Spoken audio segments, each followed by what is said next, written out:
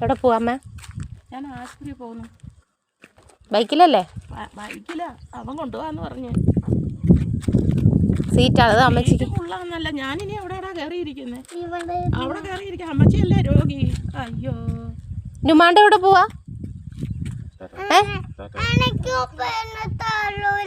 അപ്പൊ അമ്മച്ചിക്ക് സീറ്റ് കൊടുക്ക്. 2 ബോയ്സ് ഇറങ്ങിക്കോ. അല്ലെ അമ്മച്ചി തൂങ്ങിയിരിക്കട്ടെ.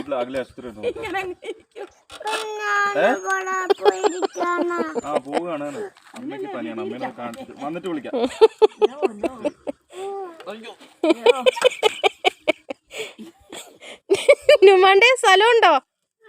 ആ ആ സ്ഥലമില്ല. എന്നാ ടാറ്റാ. അന്നേരം ആരും ഇവിടെ ഇരിക്കേ.